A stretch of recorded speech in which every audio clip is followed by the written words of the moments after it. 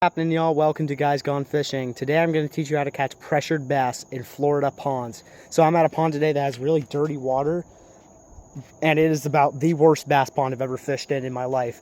But there's some good bass in here, and over the past 2 years I've learned a really good way to catch them. So stay tuned and I'll show you what I do.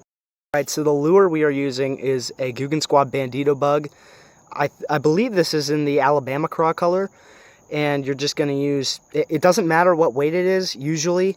Depending on how finicky the fish are, you should use a lighter weight. This is a 1/4 ounce tungsten Texas rig weight. And then I do have, this is very important, I have a bobber stop on top of that. So that's on a relatively light leader. I got 20-pound fluorocarbon and about 2 feet of it. And it doesn't really matter what rod and reel combo you have. I think I have a medium heavy, and it's with 20-pound braid, and it's bait caster. I do prefer to use spinning because the lighter tackle, the more sensitive it is. And with finicky bass, it's very important that you're sensitive to those bites. So let's get casting out, and let's get some of these finicky bass. You typically want to fish along this structure, and if you can, under overhanging trees. Around here we got a lot of willow trees.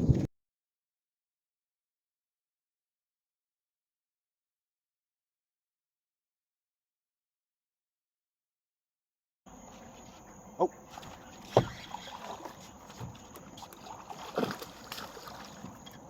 Yo guys, we got one. All right, third cast, baby. Third cast. That was right by the dock. That was right by the dock. All right, check this out, guys. First bass of the day. That's how we do it. So what I was doing, I was very slowly twitching it along that weed line right there, along those cattails, and right there is where it hit. It's a nice little 1.5 pound bass. We're gonna take that lure out of it and release him. Look at that, perfect. All right, buddy. Thanks for being the first fish on the channel. See ya. All right, let me show y'all again exactly what I was doing. So I was casting kind of right along them, right along these cattails, I think they are, maybe just the shore grass, but casting out, letting it sink to the bottom, and slowly popping it, like so. Not actual like jumps, but just slow pops. Oh, I'm getting bit again. Got another one. Oh, he's out there. Got him. Got him. See that, guys? Gets him every time. Look at that. And guys, I am telling you, this is about the worst bass fishing pond I know. Second one of the day, dude. He choked it. And he ran out, too, away from the weeds. That's another thing they'll sometimes do. Absolutely choked it. But see how I was hopping it along slowly. And that's what why a lot of bass fishermen don't get a lot, because they don't slow down their technique. They're always going fast, fast, fast, fast, fast, fast. But I'm just barely twitching it and really finessing that lure. And that's what'll get most bass in pressured ponds. Let's get the second boy back. He's bleeding a little bit, but I think he'll be all right. Alley-oop.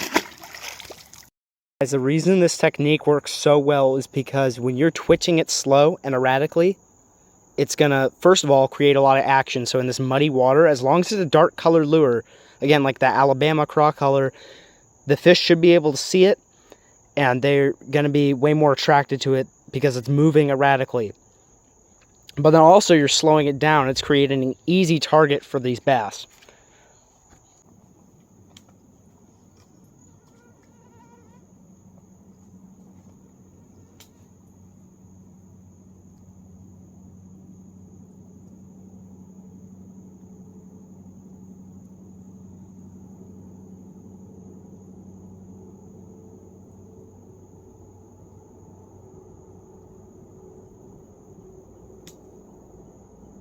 Got one, guys.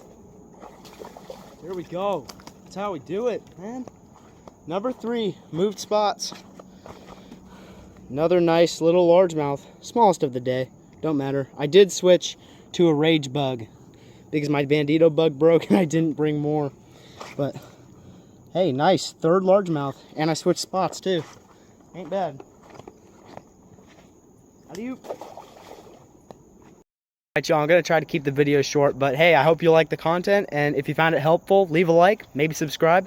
I'll catch y'all on the next one. What's happening, y'all? Welcome to Guys Gone Fishing. Today I'm going to teach you how to catch pressured bass in Florida ponds. So I'm at a pond today that has really dirty water, and it is about the worst bass pond I've ever fished in my life. But there's some good bass in here, and over the past 2 years, I've learned a really good way to catch them. So stay tuned and I'll show you what I do.